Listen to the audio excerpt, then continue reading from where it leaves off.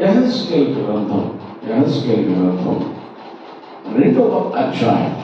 యెహెజ్కేలు గ్రంథం 2వ అధ్యాయం 1-2 వచనాలు మనం చదువుకున్నాం. పేజీ నెంబర్ 688 ఓల్డ్ టెస్టమెంట్ పాత నిబంధన. యెహెజ్కేలు గ్రంథం 2వ అధ్యాయం 1-2 వచనాలు మనం చదువుకున్నాం. నరపుత్రుడా, నీవు చక్కగా నిలబడుము. నేను నీతో మాట్లాడవాలని అని ఆయన నాతో మాట్లాడినప్పుడు ఆత్మ నాలోనికి వచ్చి నన్ను నిలవబెట్టాను. అప్పుడు నాతో మాట్లాడిన వారి స్వరము వింటిని. అందరి మాటలతో పలకండి. నరపుత్రుడా, నీవు చక్కగా నిలవబడుము. నేను నీతో మాట్లాడవలనని ఆయన నాతో మాట్లాడినప్పుడు ఆత్మ నాలోనికి వచ్చి నన్ను నిలవబెట్టాను. అప్పుడు నాతో మాట్లాడిన వారి స్వరము వింటిని. దేవుని వాక్యాన్ని ధ్యానించు.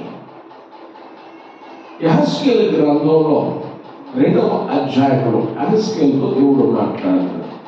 ఉదాహరణ, ప్రవక్తల్లో 4 పెద్ద ప్రవక్తలు ఉన్నారు. యిర్మీయా, దానియేలు, యెహెజ్కేలు, యెషయా. వీళ్ళు 4 పెద్దలు. ఇంకా మైనర్ ప్రాఫిట్స్ ఉన్నారు, అంటే చిన్న ప్రవక్తలు ఉన్నారు. దేవుడు ఎవరిని ఏ రీతిగా వాడుకోవాలో వారిని ఆ రీతిగానే వాడుకున్నాడు. కానీ దానియేలు వాడుకున్నట్టు యెహెజ్కేలు వాడుకోలేదు. యెహెజ్కేలు వాడుకున్నట్టు యిర్మీయాను వాడుకోలేదు. యిర్మీయాను వాడుకున్నట్టు యెషయాని వాడుకోలేదు. ఎవరిని ఏ రీతిగా వాడుకోవాలో ఆ రీతిగానే దేవుడు వాడుకున్నాడు. ఓకే, వాక్యంలో మనం చదువుతూ ఉన్నాం. యెహెజ్కేలుతో దేవుడు మాట్లాడుతున్నాడు. యెహెజ్కేలు, నీవు చక్కగా నిలవబడు. అంటే యెహెజ్కేలు ప్రవక్త కాదా? యెహెజ్కేలు ప్రార్థన పరుడు కాదా? యెహెజ్కేలు ఆత్మీయుడు కాదా? ఎందుకు చక్కగా నిలబడమంటున్నాడు? తప్పు ఎవరు చేసినా సేవకుడని చూడడు, విశ్వాసాన్ని చూడడు, సువార్తికుడని చూడడు, ప్రవక్తని చూడడు, బాలుకుడని చూడడు, ఉపదేశకుడని ఆయన చూడడు. తప్పు ఎవరు చేసినా తప్పు తప్పే అని చెప్పేది మన నిజ దేవుడైన యేసు. నిజ దేవుడైన యేసయ్య నువ్వు తప్పు చేస్తే తప్పు చేస్తావని చెబుతాడు. నువ్వు ప్రార్థన చేసినంత మాత్రాన నిన్ను వెనకేసుకున్నాడు. నువ్వు మంచి వాక్యాన్ని బోధించినంత మాత్రం నేను వెనకేసుకున్నాడు ఆయన. తప్పకుండా తప్పు తప్పే అని ఆయన చెప్పేది. అందుకే ఆయన నిజం వాక్యం సాధిస్తుంది. యెహెజ్కేలు, నీవు చక్కగా నిలవబడుము. ఎట్లా నిలబడాలట? నేను నీతో మాట్లాడతాను, నువ్వు చక్కగా నిలబడు. ఎందుకు చక్కగా నిలబడలేదా? నిలబడే విషయంలో ఏదైనా లోపం వచ్చిందా అని అంటే యెహెజ్కేలు తన తనతో అనుకుంటానే బాగున్నాను అని. యెహెజ్కేలు అనుకుంటున్నాడు నేను మంచిగా ఉన్నాను అనుకుంటున్నాడు. యెహెజ్కేలుతో ఉన్న ప్రజలందరూ కూడా యెహెజ్కేలు చాలా ఆత్మీయుడు, మంచి ప్రార్థనపరుడు అని అనుకుంటున్నాడు. కానీ మనుషుడేమో పై వాటిని చూస్తాడు, దేవుడేమో అంతరంగాన్ని చూస్తాడు. మనుషుడు పై వాటిని లక్ష్య పెడతాడు, దేవుడు అంతరంగాన్ని లక్ష్య పెడతాడు. ఆంతర్యం చూసి మాట్లాడాడు. ఎంతకీ చక్కగా నిలబడలేదా అని అంటే నిలబడలేదు అని నేను చెప్తాను. ఎందుకు అని అంటే అతను ఏ ప్రజల మధ్యలో ఉన్నాడో ఆ విషయాన్ని ఒకసారి మనం చూద్దాం. యెహెజ్కేలు గ్రంథం 1వ అధ్యాయం 1వ వచనాన్ని మనం చదువుకుందాం. 35వ సంవత్సరంలో 4వ నెల 5వ దినమున నేను కెబారు నది ప్రదేశంలోని వారి మధ్య కాపురం ఉంటేనే. స్తోత్రం చెప్పండి. హల్లెలూయా. చూసారా, జన సంబంధమైన వ్యక్తులు మధ్యలో కాపురం ఉన్నాడట. స్తోత్రం చెప్పండి. ఆమేన్, హల్లెలూయా. ఎవరి సంబంధమైన వ్యక్తులండి? అందరూ చెప్పాలి కదా. జన సంబంధమైన వ్యక్తుల మధ్యలో ఉన్నాడట. జన సంబంధమైన వ్యక్తుల మధ్యలో ఉన్నాడట. అంటే రకరకాల బంధకాల్లో ఉన్నవారు, రకరకాల స్వస్థత లేనివారు, రకరకాల రుగ్మతలతో ఉన్నవారి మధ్యలో ఉన్నాడు. ఎందుకు వారికి రకరకాల రుగ్మతలు ఎందుకు వచ్చినాయి? రకరకాల బంధకాలు ఎందుకు బంధించబడ్డారు వాళ్ళంటే, వాళ్ళు దేవుని స్వరానికి ప్రాధాన్యత ఇచ్చేవారు కాదు.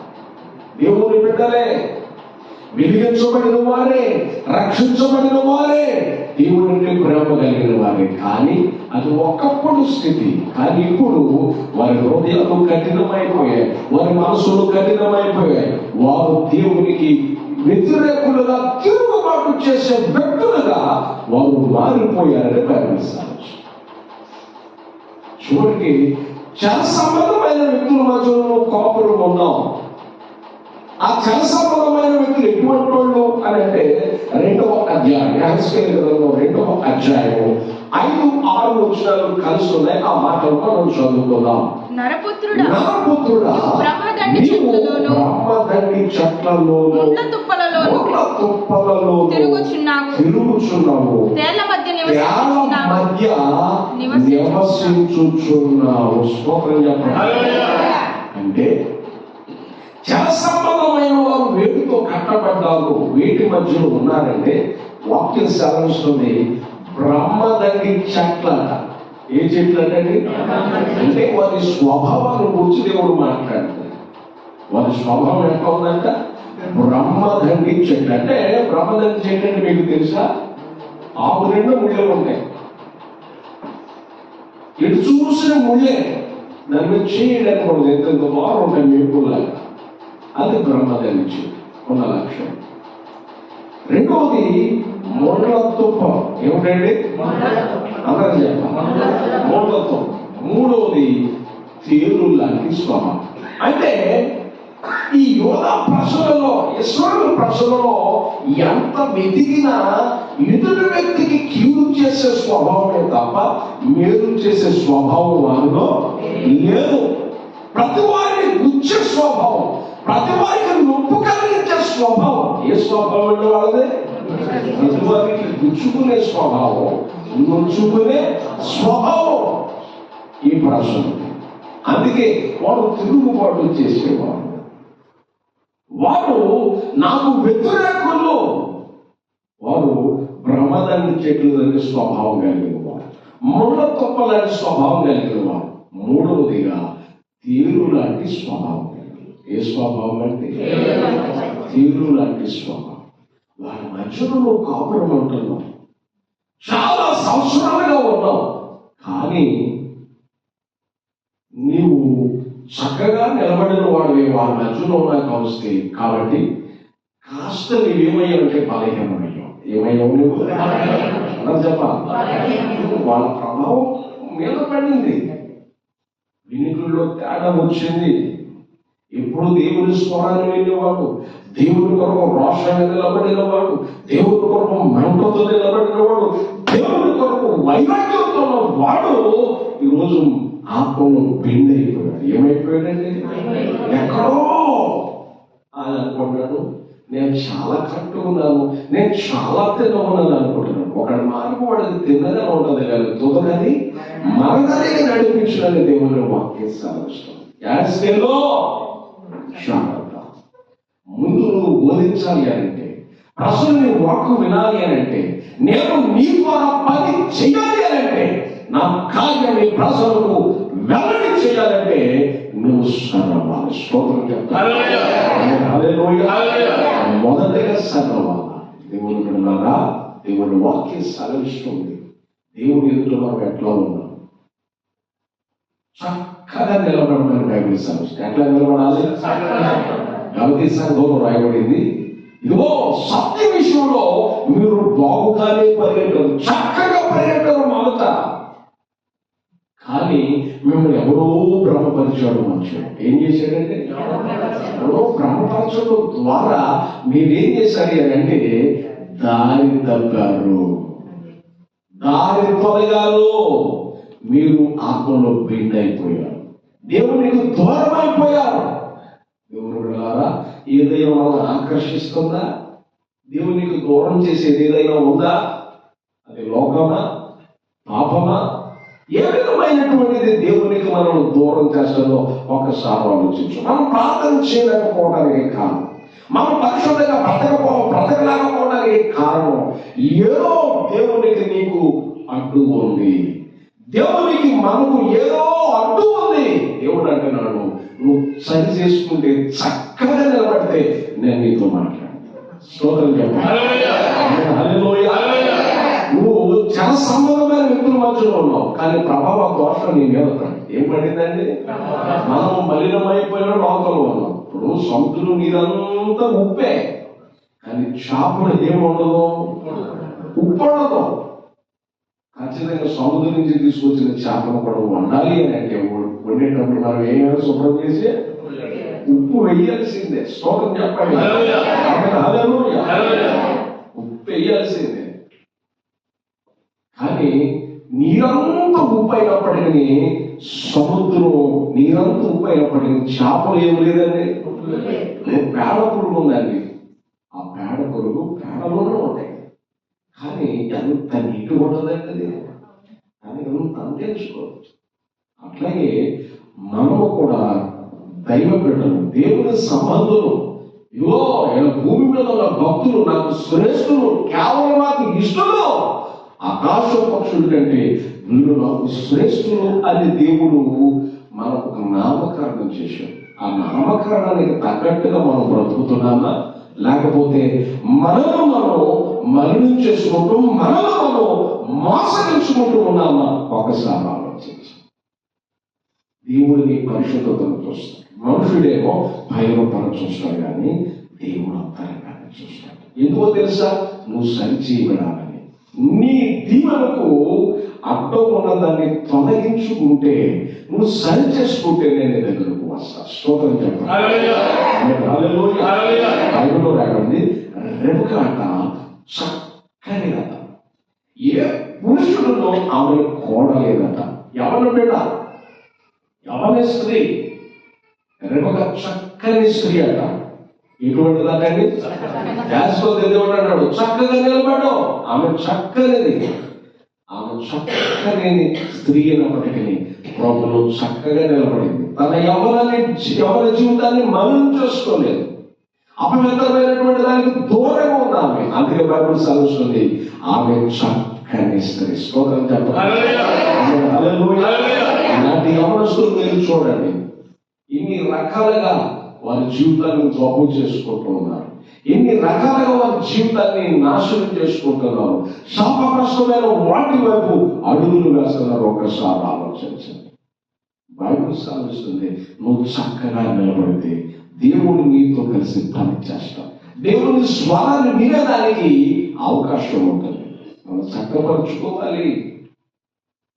ఐగుప్తుల మనం వచ్చాం, లోకంలో వచ్చాం, కానీ లోక సంబంధమైన పద్ధతులు దేవుడి దగ్గరకు వచ్చా కూడా లోక సంబంధమైన పద్ధతులే, లోక సంబంధమైన ఆచారాలే, లోక సంబంధమైనటువంటి తలుపులే మనలో ఎంతవరకు దేవుని సన్నిధిలో చక్కగా నిలబడాలి. స్తోత్రం చెప్పండి.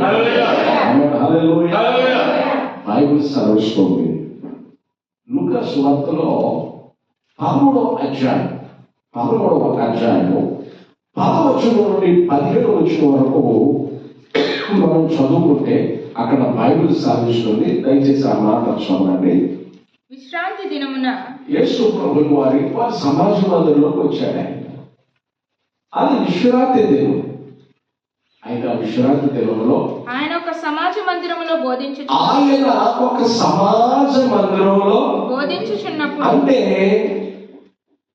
మందిరానికి వచ్చాడు. అది దేవుని సమాజ మందిరంగా లేదు, అది వారి సమాజ మందిరంగా ఉంది. ఎట్లా ఉన్నారండి? అందరూ చెప్పాలి ఏంటి? ఈ సమాజ మందిరం, ఈ మందిరం దేవుని మందిరంగా ఉండాలి. అంటే ప్రజలు యేసయ్యనే చూడాలి, దైవజనులు కూడా యేసునే చూపించాలి. స్తోత్రం చెప్పాలి. అప్పుడు యేసయ్య పని చేస్తాడు మనలో.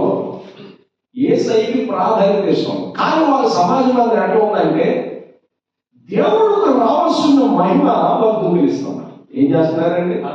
నేను ప్రార్థన చేస్తే, మేము ప్రార్థన చేస్తే, మేము ఎట్లా చేస్తే, మేము అట్లా చేస్తే అని వారు డబ్బాలను కొట్టుకుంటున్నారు. కానీ బైబిల్ సెలవిస్తుంది అది వారి సమాజం అందులో కదా 18 సంవత్సరాల నుంచి ఒక ఆమె కట్ల చేత బంధించబడింది. ఆమె ఎవరు? అబ్రహాము కుమార్తె. స్తోత్రం చెప్పాలి. అంటే రక్షించబడిన ఎవరామె? చెప్పాలి.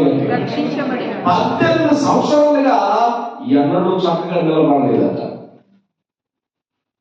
వయసులోనే ఆమెను సాతాను ఉంచేశాడు. మీకు ఒక సాక్ష్యాన్ని మీకు చెప్తాను. మన చర్చలు వచ్చాయి. మన తల్లి లింగినేని చేయమగారు ఉండేది కదా. లింగినేని చేయమగారి గురించి మీకు తెలుసు. ఆమె వంగిపోయి నడిచింది.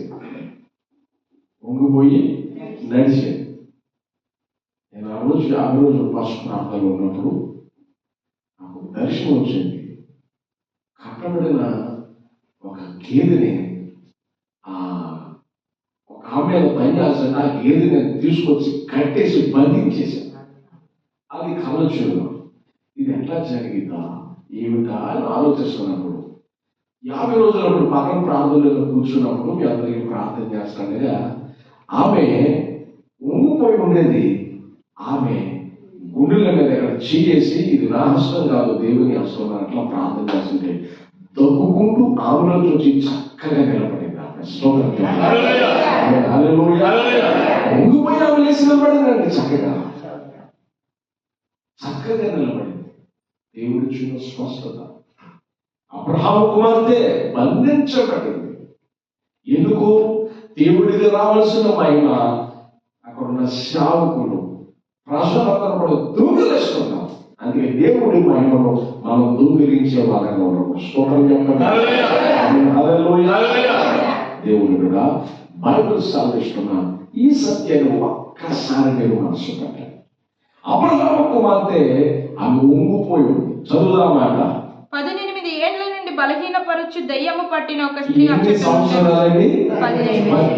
సంవత్సరాల నుంచి బలహీనపరచు దెయ్యం. ఆమె ఎన్నిసార్లు నిలబడాలని ప్రయత్నం చేసినా ఆమెను బలహీనం చేస్తాను. బలహీనపరచు దెయ్యము పట్టిన ఒక స్త్రీ అచ్చట ఉంది. ఆమె నడుము వంగిపోయి నడుము వంగిపోయి ఎంత మాత్రమును చక్కగా నిలవబడలేదు. స్తోత్రం చెప్పండి. ఎట్లా నిలబడలేదంటే చక్కగా నిలబడలేదట. కారణం బలహీనపరచు ఆత్మ. ఏ ఆత్మ అండి? అందరం చెప్పాలి. బలహీనపరచు ఆత్మ ఆమెను పట్టేసి ఎన్ని సంవత్సరాలుగా? 18 సంవత్సరాలుగా. చక్కగా నిలబడాలని ఆశ ఉంది. చక్కగా నడవాలని ఆశ ఉంది. చక్కగా తన పనులు తను చేసుకోవాలని ఆశ ఉంది. కానీ దెయ్యము ఆమెను 18 సంవత్సరాలుగా బంధించేసి ఏం చేసిందంటే నాకు ఒక దర్శనం వచ్చింది. ఒకసారి చెప్పినాడు గుర్తు, మరొకసారి చెప్తున్నాను. సాధారణ వచ్చినాయని చెప్తున్నాను. ఒకరోజు నేను 50 రోజుల ఉపవాస ప్రాంతంలో ఈ సంఘం తరపున చేసే ప్రార్థనలు అయిపోయి కానీ నా ప్రార్థన వల్ల నేను ఉపవాసం చేస్తూనే ఉన్నాను. ఆయన పరిశుద్ధంగా బ్రతికి కృపణకు దయచేయండి. ఆయన కొరకు పొడుగాపులు పడి బ్రతుకులాడు కూడా దేవుని స్వరంలో పరిగెడుతున్నా ప్రార్థన చేస్తాను. అప్పుడు నాకు ఒక్క నిమిషం ఒకటి డైనోసార్, పెద్ద డైనోసార్ రాక్షసు బలి. రెండోది పెద్ద ఎలుగుబంటి. మూడవది పెద్ద కోతి. నాలుగోది అనకొండ. నేను వెళ్ళే త్రోవలో అడ్డు. ఈ 4 చెప్తున్నాయి, నాకు వినపడుతుంది. ఈ 4 మాట్లాడుతుంది. ఇదిగో నువ్వు మిస్ అయితే నువ్వు వేసేయి. ఆయన చెప్పి జోసఫ్ రాజు గారు చెప్పి నువ్వు మిస్ అయితే నువ్వు చంపే. నా దగ్గర విషయాన్ని నువ్వు చంపే. ఈ ముగ్గురు ఎట్లా మాట్లాడుతున్నారు? 4 దగ్గర వ్యక్తులు వచ్చి 4 అనపడ దగ్గరకు వచ్చి అంటున్నారు. మా దగ్గర మిస్ అయ్యేవాడు చంపేయండి. నేను మెగాలో మిగతాను కాటేసి చంపాలన్నా సంకష్టం అని ఇది చెప్తుంది. నేను రావడం మొదలు పెట్టాను. మొదటిది నన్ను చూసి డైనోసార్ అమ్మో అగ్ని అగ్ని అంటూ నన్ను చూసి కాలిపోయింది. దేవుడు అగ్ని తొందరైపోయింది కాలిపోయింది. రెండవది ప్రయత్నం చేస్తుంది, బాబోయ్ నువ్వే తట్టుకోలేదు నేను ఎక్కడ ఉంటానని ఎలుగు బట్టి ఏం చేసిందని కాలిపోయింది. మూడవది కోతి నేను తప్పిపోతే తప్పుగా నేను తప్పే పరిస్థితి లేదని అది అటాక్ చేయాలని ప్రయత్నించింది కానీ దగ్గరకు వచ్చేటప్పుడు పూర్తయిపోయింది. నాలుగోది పాపం అన్నమాట మీరు మిస్ అయ్యారు కదా పాస్టర్ గారు చంపేస్తాను, పాస్టర్ గారు వేసేస్తాను అని అది చెబుతూ ఉంది. నేనేంటున్నాను వస్తాను ఎగిరి అంత బాగుపోను కాలు అంత కాటేసి ఆ కాలు మీద కాటేయగానే ఆ పళ్ళు నా కాలు పుచ్చుకుని అది ఎట్లా తిరుగుతుంటుంది. అమ్మో పరిశుద్ధంగా ఉన్నాడు, పరిశుద్ధత నేను కాలిపోతున్నాను అని చెప్పేసి అది కేకలు వేసుకుంటూ ఆ మెరుదిరిగి బూడిదైపోయి బూడిదైపోయింది. దేవుడు గొప్ప జీవించాడు. దేవుడు అన్నారా బైబిల్ సాధిస్తుంది చక్కగా నిలబడాలి. మనల్ని అటాక్ చేసేది భ్రమపరిచేవి ఎన్నో ఉంటాయి, ఎన్నెన్నో రకరకాలుగా భ్రమ కలిగిస్తూ ఉంటాయి. ఈ భ్రమలన్నీ కూడా చక్కగా నిలబడకుండా చేసేవే. నువ్వు మనసు పెట్టి నిబ్బరంగా దేవుని కొరకు నిలబడు. ప్రతి సందర్భంలో దేవుని కొరకు పనిచేయాలని తప్పని నీవు తెలుసుకో, అద్భుతం చేస్తాడు. నీకు జీవించేవాడే నిన్ను బంధకాల్లో బంధించు దేవుడు మాత్రము కాదు. ఈమె 18 సంవత్సరాలుగా ఆ 15 పురుషాత్మతో పెట్టుకుంది. ఎంత చక్కగా నిలబడాలన్నా, ఎంత చక్కగా పని చేసుకోవాలన్నా, ఎంత చక్కగా నడవాలన్నా నడవలేని స్థితిలో దేవ స్థితిలో ఉంది. అది వారి సమాజంలో వెళతనే వస్తుంది. యేసు ఒక రోజు ఆ సమాజం మధ్యలో ప్రవేశించి వారికి బోధిస్తుండగా చూశాడు. ఈమె అబ్రహాము కుమార్తె కదా, ఈరోజు విశ్రాంతి దినమైనప్పటికీ ఇవి ఈ కట్ల చేత బంధించబడి స్వస్థపరిచడానికి నడుముపోయిన చక్క లేచి నిలబడింది. స్తోత్రం చెప్పండి. ఆమె ఎప్పుడు ఉన్నదే కానీ ఆకాశం ఎప్పుడు చూడాల. ఇప్పుడు నిలబడిన తర్వాత ఆకాశం చూస్తుంది. ఏం చూస్తుందండి? అందరూ చెప్పండి. ఆకాశం చూస్తుంది. ఊపిరి ఉన్న ఆమె ఇంటి తిరగలేదు. పైకి చూడలేకపోతుంది. రోజు పైకి చూస్తుంది. దేవుడు చేసిన సృష్టిని ఎంత గొప్ప దేవుడు, ఎంత అందమైన ప్రకృతిని ఒకరికి ఇచ్చావు, ఎంత అందమైన సృష్టిని సృజించావు. దేవుడు స్తుతిస్తుంది. స్తోత్రం చెప్పండి. ప్రజలు ఏం చేస్తున్నారంటే సృష్టికర్తను మరిచి సృష్టిని పూజిస్తున్నారు. ఏం చేస్తున్నారంటే అందరూ చెప్పాలి. సృష్టికర్తను మరిచి సృష్టిని పూజిస్తున్నారు. జాగ్రత్త, నువ్వు ఆరాధించే దేవుడు నమ్మదగిన. రాత్రి నుంచి చెప్పాను, ఇర్మియాకు దేవుడు ఎవరో తెలుసు. అందుకే ఆయన శూరుడని, మహాదేవుడని, సైన్యం అధిపతి యెహోవా అని, ఆయన అధిక పాపము కలిగిన వాడని, ఆయన అసాధ్యమైన ఏది లేదు. అంతేకాదు ఆయన ఆలోచన విషయంలో శక్తి సంపన్నుడు, గొప్పవాడు. క్రియలు జరిగించే విషయంలో శక్తి సంపన్నుడు. గుర్తించి దేవుని ఆలోచన కొరకు కనిపెట్టేవాడు. సమస్తము చేయగలిగిన దేవుడు, సమస్తం ఇవ్వగలిగిన దేవుడు. నా జీవితంలో నా కథను మొత్తము మార్చగలిగిన దేవుడిని ఇర్మియా తెలుసుకున్నాడు. దేవుడు వాక్యం సాధిస్తున్న సత్యం మీరు ఆలోచించాలి.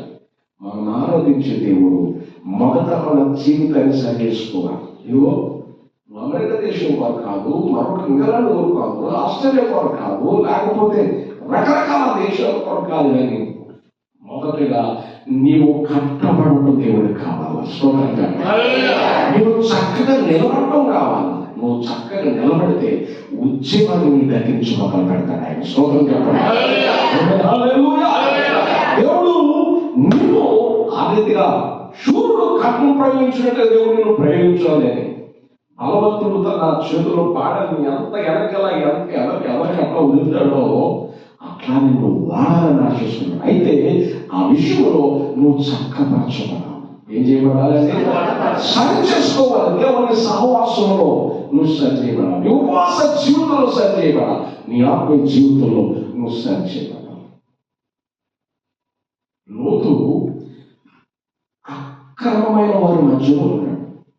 కానీ అతను చూసిన దాన్ని బట్టి కానీ వినే దాన్ని బట్టి కానీ అతను తనను తాను అపవిత్రపరచుకోకుండా అతను ఏం చేశాడంటే దినదినము తన నీతి గల మనసును నొప్పించుకుంటూ వచ్చాడు. దినదినము తన నీతి గల మనసు ఏం చేశాడు? దేవునికి దగ్గర అవుతున్నాడే కానీ దేవునికి దూరం చేసే వాటి వైపు పొంగి చూడలేదు. అందుకే ఆ నాశనము చేయవారి మధ్యలో నుండి లోతు కుటుంబాన్ని దేవుడు ఏం చేశాడు? తప్పించాడని బైబిల్ సాధిస్తుంది. లోతు కుటుంబాన్ని దేవుడు తప్పించాడు. అట్లాగే దేవుడు పెట్టారా ఈ లోకం భయంకరమైన పరిస్థితుల్లో లోకం భయంకరమైన వాటితో నిండిపోయింది. ఈ పరిస్థితుల్లో నువ్వు దేవుని కొరకు రోషం కలిగి నిలబడాలి. ఏది అంటాడు? నేను ఒక్కడిని కొరకు రోషం కలిగి నిలబడ్డా. స్తోత్రం చెప్పాలి. దేవుని కొరకు ఎట్లా నిలబడ్డాడట? చెప్పాలి. రోషం కలిగి నిలబడ్డా. అందుకే అతను ప్రార్థించినప్పుడు ఆకాశం మూయబడింది. వర్షం 3.5 సంవత్సరాలు వర్షమైన మంచిగా పడలేదట. మరలా అతను ప్రార్థన చేసినప్పుడు ఆ వర్షము కురిసెను, భూమి అన్న ఫలం ఇచ్చాడని బైబిల్ సందేశం. స్తోత్రం చెప్పాలి. దేవుని కొరకు రోషం కలిగి నిలబడాలి. ప్రతి సందర్భంలో పాపంతో రాజీ పడద్దు, లోకంతో రాజీ పడద్దు, సాతానుతో రాజీ పడద్దు. ఏ పరిస్థితులు మనకి ఎదురొచ్చినా వాటితో మనం రాజీ పడద్దు. కానీ దేవుని సహవాసంలో మనం ముందుకు సాగుతాం. దేవుడు అంటాడు, ఇదిగో చాలా సమ్మతమైన వ్యక్తుల మనుషులు నువ్వు ఉన్నావు. అయితే నువ్వు చక్కగా నిలబడాలా. నా పని చేస్తున్నావు బాగానే ఉంది, కానీ నువ్వు చక్కగా నిలబడాలా. తేలుడు లాంటి వాళ్ళు గుచ్చుతున్నారు, మొడపదలాంటి స్వభావం కలిగిన వాళ్ళు గుచ్చుతూ ఉన్నారు, బ్రహ్మజీవుడు చెట్లాంటి వాళ్ళు ఆ స్వభావంతో గుచ్చుతున్నారు. అందుచేత నువ్వు బెండ్ అవుతున్నావు. లోకం మనం బాధిస్తుందండి. లోకం ఏం చేస్తుంది? అందరు చెప్పాలి, సత్తంలో బాధిస్తుంది. బైబిల్ చదువుతుంది, దేవుని కొరకు ప్రతి సందర్భంలో నిలబడు. అపోస్తలుడైన పౌలు అంటాడు, క్రీస్తు ప్రేమించి నన్ను ఎడబాపేది ఏది లేదు. అది కరువైన, వస్త్రహీనత, ఉపద్రవమైన, ఉన్నమైన, రాబోనమైన అవి ఏమైనా సరే క్రీస్తు నుండి నన్ను ఏది దూరం చేయలేదు. స్తోత్రం చెప్పాలి. అంత మంచి దేవుడు, ఎంత గొప్ప దేవుడు. దేవుని కొరకు మనం నిలబడాలి. ఎవరి కొరకు నిలబడాలి? అందరూ చెప్పండి. దేవుని కొరకు మనం నిలబడతాం కదా. దేవుని కొరకు నిలబడాలన్న ఆలోచన మనకు వచ్చిందా? ఒకసారి ఆలోచించాలి. యేసు ప్రభు ఆ 18 సంవత్సరాల నుంచి బంధించబడిన స్త్రీని ముట్టగానే ఆమె బలహీనపరచు దెయ్యం నుంచి విడిపించబడి ఆ నాటి నుండి చక్కగా నిలబడింది. ఎట్లా నిలబడింది? చెప్పండి. చక్కగా నిలబడింది. దేవుని కొరకు నిలబడగలరా? ఎన్నో వేళ్ళు పొందుకున్నాం, ఎన్నో ఆశీర్వాదాలు దేవుడు మనకి ఇచ్చాడు, ఎన్నో రకాలుగా దేవుడు మనకు దీవించాడు. కానీ దేవుని కొరకు మనం చక్కగా నిలబడుతున్నామా? లేకపోతే ఏ రకంగా గొడుగు పడుతున్నామా? ఏ రీతిలో ఉంది? నేను చెప్తున్నాను, దేవుని సహవాసంలో మనం కట్టబడాలి. స్తోత్రం చెప్పాలి. దేవుని సహవాసంలో కట్టబడాలి. లోకమంతా దీంతో నిండిపోయింది. దుష్టులు ఆలోచించబోతున్నాడు అన్నాడు, పాపుల మార్గంలో నిలవద్దన్నాడు, అపహాసు కూర్చున్న స్థలంలో కూర్చోదు, ఎక్కడ చూస్తుని ఇదే. కానీ నువ్వు చక్కగా నిలబడితే నువ్వు చేయడంతో సఫలం చేస్తాడు ఆయన. స్తోత్రం చెప్పాలి. నువ్వు చక్కగా నిలబడితే నువ్వు తీసుకుని నీళ్లు కావాలి వలన దేవుడు నాడతాడు. తన కాలమందు ఫలమిచ్చు చుట్టూలాగా దేవుడు నిన్ను మార్చి వేస్తాడు. కాబట్టి దేవుడు పెడతాను చక్కగా నిలబడాలి. యాజకుడు దేవుడు అంటున్నాడు, ఈ జన సంబంధమైన వ్యక్తుల మధ్య నువ్వు ఉన్నావు కనుక నువ్వు బిడ్డయో చక్కగా నిలబడతావా? చక్కగా నిలబడతావా? దేవుడు మాట్లాడుతున్నాడు, చక్కగా నిలబడతావా? నువ్వు నిలబడితే దేవుడు వాక్యం సాధిస్తుంది. యెహెజ్కేలు గ్రంథం 2వ అధ్యాయము 2వ వచనం 1వ వచనం 2వ వచనం మనం చదువుకుందాం. అలా నరపుత్రుడా, నరపుత్రుడా, నీవు చక్కగా నిలబడు, నేను నీతో మాట్లాడవలెను అని ఆయన నాతో మాట్లాడినప్పుడు ఆత్మ నాలోనికి వచ్చి అతను సరి చేసుకున్నప్పుడు పరిశుద్ధాత్ముడు ఆయనలోనికి వచ్చి నన్ను నిలవబెట్టెను. చెప్పండి, నిలవబడాలన్న ఆశ నీకు ఉంటే, చక్కగా దేవుని కొరకు పనిచేయాలి, చక్కగా నిలబడాలన్న ఆశ నీలో ఉంటే దేవుడు వచ్చి పనిచేయడం మొదలు పెడతాడు. స్తోత్రం చెప్పండి. ఆత్మ నాలోనికి వచ్చి నన్ను నిలవబెట్టెను. అప్పుడు నాతో మాట్లాడిన వారి స్వరం వింటిని. స్తోత్రం చెప్పండి. దేవుని స్వరం వినబడాలంటే నువ్వు చక్కగా నిలబడాలి. దేవుని స్వరం వినబడాలంటే నువ్వు దిద్దుకోవాలా, దేవుని కొరకు సిద్ధపడాలా, దేవుని సన్నిధిలో నిన్ను నువ్వు సరి చేసుకోవాలా. ఎప్పుడైతే చక్కగా సరి చేసుకున్నాడో, చక్కగా నిలబడ్డాడో దేవుని స్వరం వినబడతాను. స్తోత్రం చెప్పండి. ఇప్పుడు ఒకటే అధ్యాయం అంటాడు, యెహోవా హస్తము నా మీదకు వచ్చెను. ఏమంటాడంటే, యెహోవా హస్తము నా మీదకు వచ్చెను. నేను చక్కటి దర్శనాన్ని చూస్తున్నాను, ప్రత్యక్షత నాకు కలిగిందని చెప్పగలుగుతున్నాను. దేవుని ప్రత్యక్షత నీవు కలగాలంటే మొదటగా నువ్వు దేవునిలో సరవాలా, మొదటగా దేవుని కొరకు నిలబడాలా చక్కగా. స్తోత్రం చెప్పండి. నువ్వు చక్కపరచబడితే దేవుడు ఏం చేస్తాడు తెలుసా? నీవు చక్కటి దర్శనాలు ఇస్తాడు. ఏమి ఇస్తాడంటే చక్కటి దర్శనం, చక్కటి కళతో దేవుడు నీతో మాట్లాడతాడు. నువ్వు ఇదే కొరకు ప్రార్థన చేస్తున్నావు కానీ చక్కగా రిజల్ట్ ఇస్తాడు ఆయన. కొన్ని ఆలస్యం అవ్వచ్చు కానీ ఎప్పుడు చెప్తున్నాను, లేట్ అవ్వచ్చు కానీ లేటెస్ట్గా దేవుడు చేస్తాడు. దేవుడు చేయగలది నమ్మకమైన, ఆయన చేయగలది యథార్థమైన, ఆయన చేయడంతో ఆశీర్వాదకరమైనని బైబిల్ సాధిస్తుంది. ఎప్పుడైతే యెహెజ్కేలు చక్కగా నిలబడతో నేర్చుకున్నాడో దేవుడు వచ్చి అతనితో మాట్లాడుతున్నాడు. స్తోత్రం చెప్పండి కదా. హల్లెలూయా. దేవుడు వచ్చి ఏం చేస్తాడండి? అందరు చెప్పండి గట్టిగా.